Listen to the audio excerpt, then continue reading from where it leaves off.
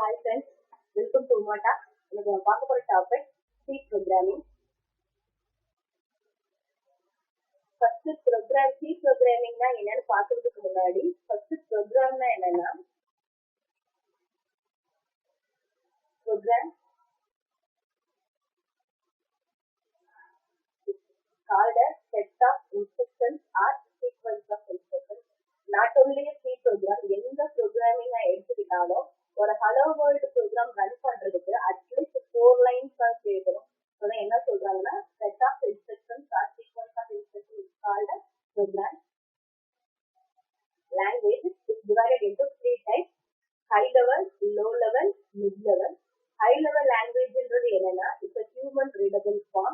Low level language is called machine readable form. Mid level language is called intermediate between high level or low level. High level language human readable form னு சொல்றாங்கன்னா ஒரு program இருக்குன்னா அந்த ப்ரோக்ராமை இப்போ நம்ம read பண்ணும்போது அந்த ப்ரோக்ராமிங் நாலேஜ் இருந்தா மட்டும்தான் ரீட் பண்ண முடியுமா? அப்படி கிடையாது. ஸோ யார வேணாலும் ரீட் பண்ணலாம். It's human readable form. ஏன்னா ஃபுல் அண்ட் ஃபுல் அதுக்கு இங்கிலீஷில் தான் இருக்கு. ஸோ யார வேணாலும் ரீட் பண்ணலாம். அது என்ன சொல்றாங்கன்னா ஹியூமன் ரீடபிள் ஃபார்ம்னு சொல்றாங்க.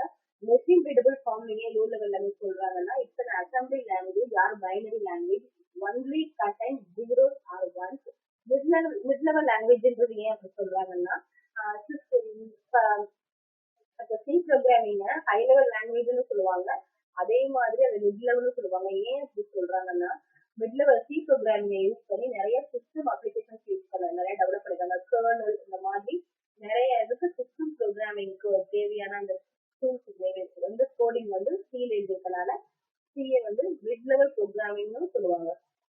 ஸோ அது ஹை லெவலுக்கும் லோ லெவலுக்கும் இன்டர்மீடியட்டா இருக்கிறதுனால C programming also mid level programming language. C programming. அதோட ஃபீச்சர்ஸ் பார்த்தீங்கன்னா in 1972 டென்னிஸ் ரிச்சர்ட்ன்றவர் என்ன பண்ணாருன்னா C programming டெவலப் பண்ணாரு. என்னன்னா பெல் லெபார்டரிஸ்ல. ஸோ ஃபர்ஸ்ட் C programming எதுக்காக டெவலப் பண்ணாங்கன்னா யூனிக்ஸ் ஆபரேட்டிங் சிஸ்டம் ரன் பண்றதுக்காக தான் மெயினா C programming டெவலப் பண்ணாங்க. எல்லாருக்கும் தெரியும் யூனிக்ஸ் ஓஎஸ்ன்றது என்னன்னா it's free open source software. C programming is simple machine independent. Machine இண்டிபெண்டன்ட்ன்றது என்னன்னா ஸோ மெஷின் டிபெண்டன்ட் ஃபர்ஸ்ட் என்ன தெரிஞ்சுக்கலாம்.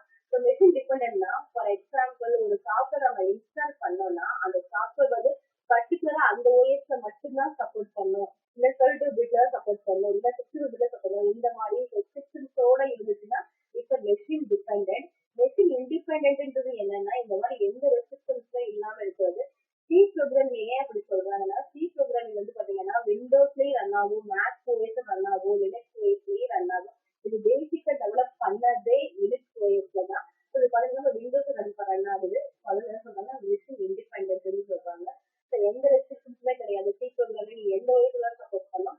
ட்ரஸ்டட் ப்ரோக்ராமிங் மீன்ஸ் என்னன்னா ஒரு ப்ரோக்ராம் இருந்துச்சுன்னா ஒரு ப்ரோக்ராமை அண்டர்ஸ்டாண்ட் ஆகும். ஸோ அதே நேரத்தில் நம்ம ஏதாச்சும் ஒரு மாடிஃபிகேஷன் பண்ற மாதிரி இருந்துச்சுன்னா மாடிஃபை பண்ற மாதிரி ஒரு பெரிய ப்ரோக்ராமை மாடியூல்ஸா ஸ்பிளிட் பண்ணி எழுதுற மாதிரி ரொம்ப ஈஸியா யூசர் ஃப்ரெண்ட்லியா இருக்கனாலதான் இட்ஸ் ட்ரஸ்டட் ப்ரோக்ராமிங்னு சொல்றாங்க. டைனமிக் மெமரி அலோகேஷன்னா ஃபார் எக்ஸாம்பிள் வந்து ஒரு ப்ரோக்ராம்ல வேரியபிளுக்கு பெர்மனண்டா மெமரி அலோகேட் பண்ணுவாங்க. அது நம்ம யூஸ் பண்றோமோ யூஸ் பண்ணலையோ அது செகண்டரி தான். பட் பெர்மனண்ட் அலோகேட் பண்ணுவாங்க. அப்படி இருக்கும்போது சப்போஸ் அந்த வேரியபிள்ல வந்து நம்ம யூஸ் பண்ணாம விட்டோம்னா அந்த வேரியபிள் பெர்மனண்ட் அலோகேஷன் அந்த மெமரி ஸ்பேஸ் வந்து நம்மளோட வேஸ்ட் தான்.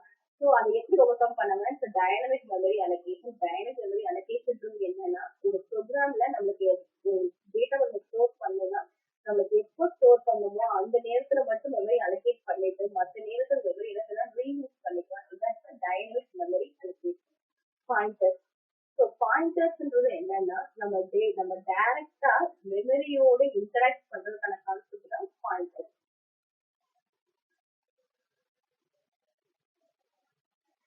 சி ப்ரோக்ராமிங் ஃபர்ஸ்ட் எப்படி இன்ஸ்டால் பண்ணணும்னா ஃபர்ஸ்ட் டர்போ C++ என்னன்னா டவுன்லோட் பண்ணணும். அதை EXE ஃபைல தான் இருக்கும். இன்ஸ்டால் கிளிக் பண்ணாலே இன்ஸ்டால் ஆகும். இதை ஓப்பன் பண்ணீங்கன்னா உங்களோட C டிரைவ்ல ஆட்டோமேட்டிக்கா சின்ற ஃபோல்டர்ல சேவ் ஆயிருக்கும். ஸோ அதை எப்படி ஓப்பன் பண்ணலாம் கமாண்ட் ப்ராம்ப்ட்ல ஸ்டார்ட் ப்ரோக்ராம்ஸ்ல போயிட்டு ரன் சிஎம்டி அடிங்க. சிஎம்டின்றப்போ ஸ்க்ரீன் ஓப்பன் ஆகும். அதில் போயிட்டு சிடி டபுள் டாட் வச்சுட்டு என்ட்ரு கொடுங்க. அதுக்கப்புறம் சிடி சிசி பிளஸ் என்டர் கொடுங்க. என்ட்ரு கொடுங்க சிடி பின்னு டைரக்டா உங்களோட அப்ளிகேஷன் ஓப்பன் ஆகிடும். ஒரு லிங்க் வந்து நான் கீழே கொடுத்துருக்கேன், நீங்க வந்து டவுன்லோட் பண்ணிக்கலாம்.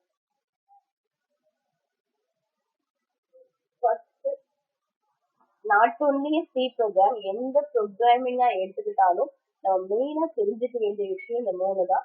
Logical, program flow, computation. லாஜிக்கல்ன்றது என்னன்னா, ஒரு ப்ரோக்ராம் எழுதுறோம்னா எதை பேஸ் பண்ணி எழுதுறோம். ப்ரோக்ராம் ஃப்ளோ அதோட ஸ்டார்டிங்கும் எண்டிங்கும். கம்ப்யூட்டேஷன் வந்து அதோட ஒர்க்கிங் ப்ராசஸ். ஃபார் எக்ஸாம்பிள், இப்போ நான் அடிஷன் ப்ரோக்ராம் எழுதுறேன். லாஜிக்கல்ன்றது என்னன்னா, நான் அடிஷன் பண்றதுக்கு பேசிக்கா எனக்கு 2 நம்பர் தேவை. ஒரு நம்பரை வச்சு என்னால ஆட் பண்ண முடியாது. நாட் ஓன்லி நம்பர் கேட்டகரி எதுவா இருந்தாலும் கண்டிப்பா 2 நம்பர் தேவை, 2 வேரியபிள்ஸ் தேவை. It's a logical. ப்ரோக்ராம் ஃப்ளோன்றது என்னன்னா, how to get and store the final result. அதாவது இன்புட் நம்ம எப்படி வாங்க போறோம், அது அவுட்புட் எப்படி இருக்கும் அப்படின்றதான் இட்ஸ் ப்ரோக்ராம் ஃப்ளோ. கம்ப்யூட்டேஷன்றது என்னன்னா, என்ன மாதிரியான ஆப்பரேட்டர்ஸ் யூஸ் பண்ண போறோம். பேசிக்கா ஒரு ப்ரோக்ராம் எழுதுறதுக்கு இந்த 3 விஷயம் நம்ம தெளிவா தெரிஞ்சுட்டாலே போதும். எந்த ஒரு ப்ரோக்ராமிங் லாங்குவேஜா இருந்தாலும் நம்மளோட ப்ரோக்ராம் ஃபைல் வந்து ரொம்ப ஈஸியா இருக்கும். Simple program hash include stdio.h, hash include conio.h, void minus, clear minus, printf, totally, execute. இது அவுட்புட் பாத்தீங்கன்னா இதோட அவுட்புட் உள்புள்னு வரும். இதை எப்படி கம்பைல் பண்ணனா, alt plus C, alt plus R.